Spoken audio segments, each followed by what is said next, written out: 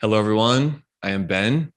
I'm an audiologist and I founded Treble Health. I'm here today excited to share three tinnitus success stories, three case studies of individuals that I've personally worked with via telehealth to manage tinnitus and promote habituation. The main thing we want to remember about how to get better with tinnitus, whether I've had it for 1 week, 1 month, or 1 year, is that habituation is the best way to get better. Whether you are working on therapy with a therapist, whether you're working on sound therapy with devices in the ears, whether you're practicing mindfulness with meditation. In reality, most of us who do habituate, who get better, use some combination of those tools. All of those tools are promoting neuroplasticity. They're promoting healthy brain changes. And that leads to habituation of the signal of tinnitus. So whatever I encourage someone to try, it's to promote habituation and healthy brain changes. So the first case study that I'll mention, their name for the purpose of this presentation, their name is Julia, and they developed tinnitus and sound sensitivity in February 2021. The sound sensitivity and the tinnitus were a big problem because other sounds were making it almost intolerable. And Julia my patient needed to use earplugs in almost everyday normal situations. Her tinnitus awareness was 80% of the time. Her tinnitus annoyance level was 50% of the time. And the tinnitus volume was 6 out of 10 volume. And this was after having it for a few months. Now, I'm sure some of you can relate to feeling poor sleep, some days good, some days bad, having trouble with concentration, looking for ways to manage the stress and anxiety with the sound and the noise in the head, as well as for Julia, in this case, the sound sensitivity issues, where everyday sounds like her air conditioner, a car, water running, dishes, silverware was triggering a loud reaction to sound. So what did Julia do for the next 6 to 12 months? Well, she followed a system that included one-on-one coaching for how to promote neuroplasticity, as well as personalized sound relief devices worn on the ears for sound therapy. Those two things are what we see. Those are what my colleagues and I, audiologists who specialize and enjoy working with tinnitus patients, that's what we see as the consistent thread that helps people get better. And that's the best treatment we have. We don't have something better than that. There's research going into the different things. Nothing yet is compelling, strong enough, impactful enough to tell you that anything different. The best treatment of tinnitus is one that uses one-on-one neuroplasticity coaching. In my opinion, the best professional for that is an audiologist well-trained in tinnitus and who is empathetic and who understands basics of psychology, right? That plus personalized sound relief or sound therapy. So that looks different for different people. For Julia, her and I were meeting on a biweekly or monthly basis for a period of 6 to 12 months. We were also setting up ear level sound therapy devices that were producing sound. And that can be hearing aids programmed for sound therapy. That can be something called ear level sound generators. It can also be things that are not worn on the ears. However, the best practice, the gold standard, but what I encourage people to go for, if you can, would be devices on the ears. So that's what Julia did. And over time, slowly, uncomfortably, but actually, she started to notice first her sound sensitivity wasn't as harsh. Granted, she had a few months of intense anxiety, stress, insomnia, not sure if she would get better. That's a common feeling. I don't know if this will work for me. Well, trust me, it works for most people. So again, whether you're 1 week into this, 1 month, 1 year, or 3 years, there's some degree of healthy brain changes that are possible. And I'm saying that with confidence because I've seen it over and over. This is not one case. I've seen it over and over. And we know as professionals, this is real and this can happen. To what degree your brain can habituate tinnitus, that is variable and somewhat hard to predict. But we know if we give all the tools, all the resources, we're giving yourself the best chance. And it's a strong chance. All right. So again, with Julia here, over the months, she went from the awareness of tinnitus, 80%, annoyance of tinnitus, 50% of waking hours, volume of tinnitus, perception 6 out of 10. And after about 6 months, her awareness changed from 80% to 40%. And her annoyance changed from 50% of waking hours to 20% of waking hours. And her volume, which used to be stable at a 6 out of 10, had now become a baseline at around a 4 or a 5, and occasional spikes, which would bring it to a 7 or an 8. I'm sure many of you can relate to that. So what we see there is a marginal but real improvement of symptoms over a 6-month period after promoting habituation, right? If Julia did nothing, didn't work with a professional, didn't use sound therapy, just tried to tough it out, she would probably have gotten some degree better, because habituation happens for most people, whether we're trying or not. It's a natural brain phenomenon. What can we do to speed it up? What can we do? Oh, not so much. It's a slow process. What can we do to promote it? Neuroplasticity, having individual sessions with a well-trained audiologist, using sound therapy consistently, focusing on mindfulness, focusing on overall holistic health. That's what we see. That's what I see as pushing the needle forward of how quickly, how much better can you get? So again, that's 6 months after Julia started. And I had the great opportunity to work with her on a monthly basis for another 6 months.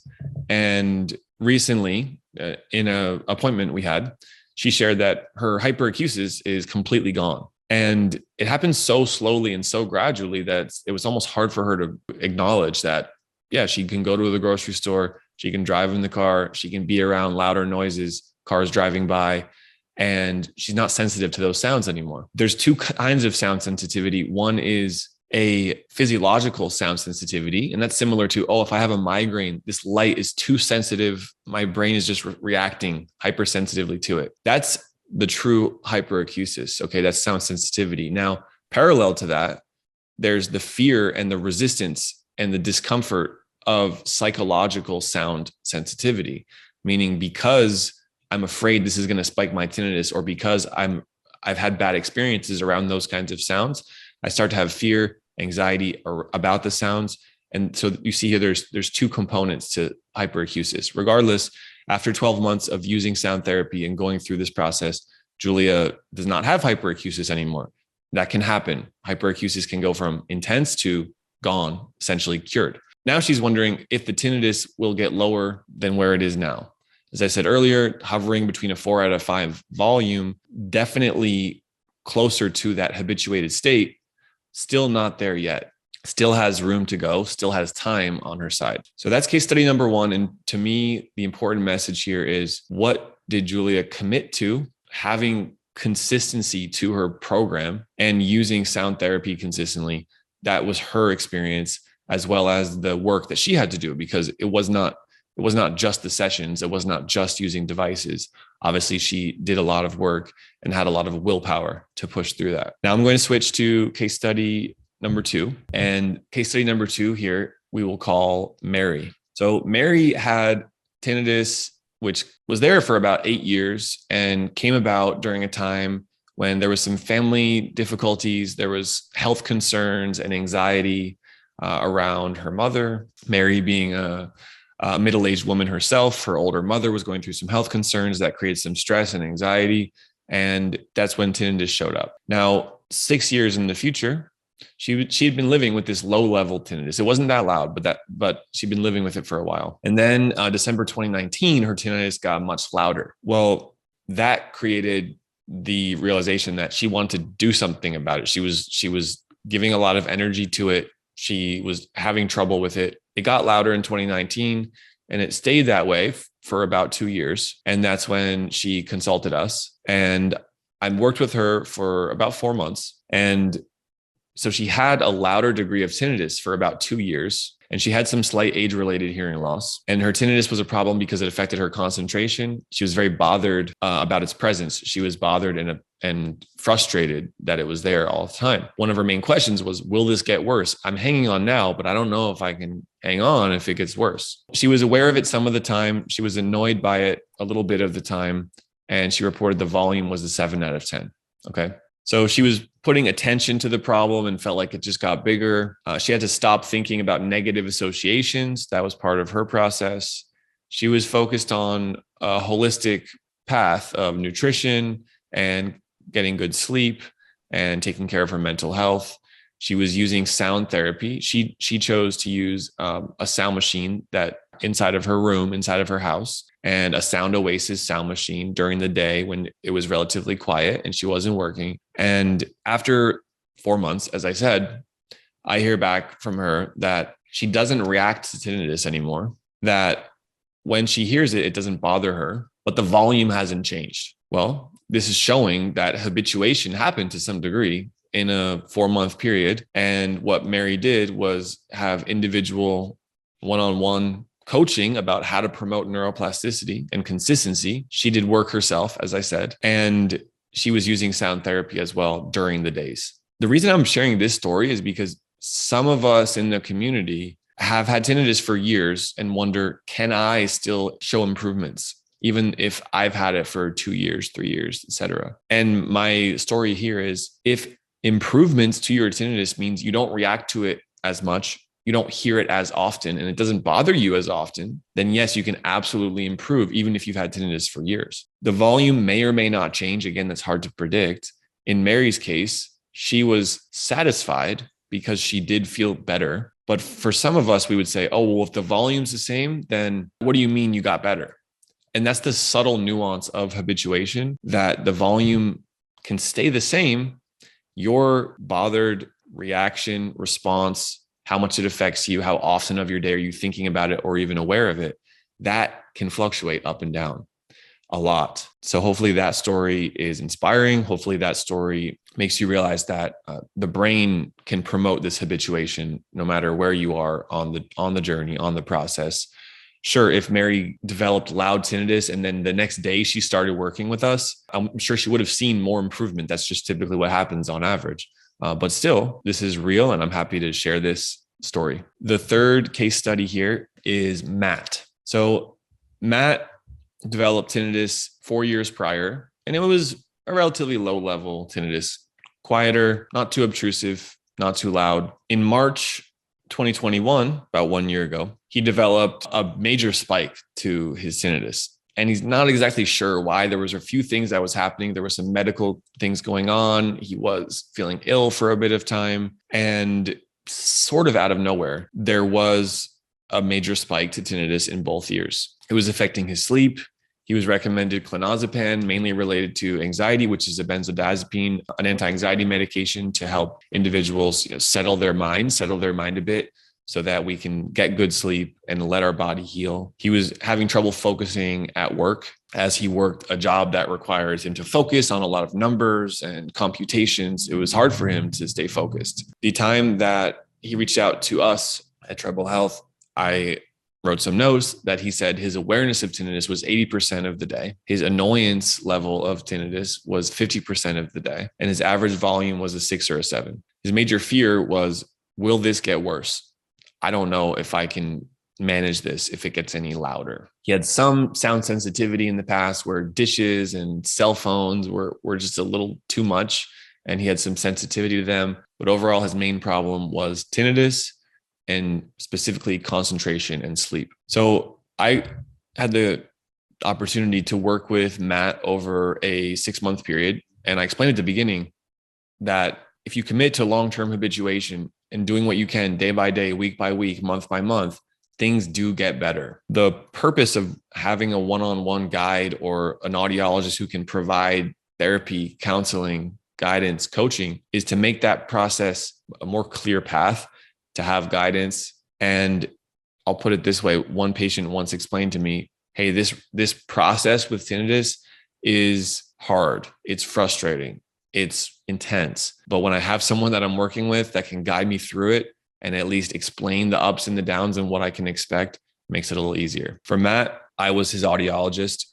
I was the one providing the counseling, providing the support, asking the right questions, getting him on track. And then he also had combination devices, which are hearing aids on the ears that work for tinnitus and some slight degrees of hearing loss. Because many of us in this community, if we get a hearing test, it shows that there's some degree of change to hearing, meaning hearing aids programmed for tinnitus are the best sound therapy option, the gold standard, hands down. So we set Matt up for that. He had them in his ears. and he wore them consistently, had a very positive experience with them. Hearing aids program for tinnitus, using sound therapy consistently, getting it set up on the right protocol. And then he was on his path. I don't want to make it seem like it was smooth and easy from day one, because in all of these cases I'm sharing, the first few months of committing to this program were not a home run. Aha, I'm so much better. It takes time. It takes time. So the sound therapy protocols, the neuroplasticity, the mindfulness, when we're doing all of that together, it takes weeks or months to really manifest as I'm feeling better. I'm feeling different. So that's another message here, is to not give up and keep with a program that you started, one that is based in science and professional expertise. So he was also doing yin yoga, meditation. He was managing anxiety related to tinnitus very seriously. He felt like during the day, things were getting a little better. During the evenings, things were really tough. He stopped using the anti-anxiety medication, and that was a process to get off of that, as that can be challenging.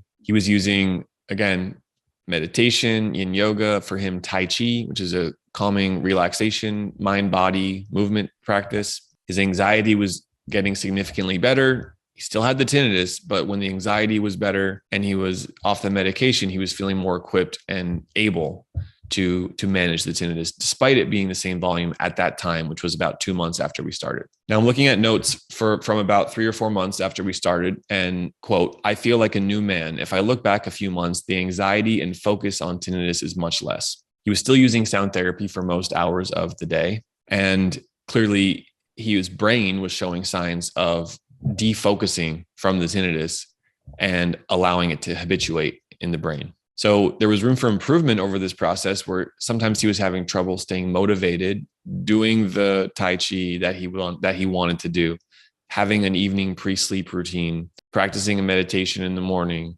consistently using hearing aids with sound therapy. That takes work. That's not easy. And that's not a passive thing. All of those take commitment and willpower. And he did stay motivated through the process. As I said at the beginning, he had some slight sound sensitivity to dishes and cell phones. That went away. That was completely gone after 3 or 4 months. And he said he's a lot better than when we initially started. And he was happy that there was a program in place. So at the beginning, he said the awareness of tinnitus was 80% of waking hours, and the annoyance level was 50% during waking hours. 6 months later, after having one-on-one neuroplasticity coaching with me and using hearing aids with sound therapy consistently, his awareness went from 80% to 10%. His annoyance level went from 50% to 5%. And the average volume went from 6 or 7 out of 10 to 2 or 4 out of 10 on average. His sleep was back to normal. He still hears tinnitus. It's softer. The hearing aids were great. And the sound therapy was very helpful. So the last notes from his case are that now he goes days without hearing his tinnitus. He's still doing sound therapy, still using the hearing aids. And overall, he represents a success story where within a 6 to 12 month period of consistency, it is possible.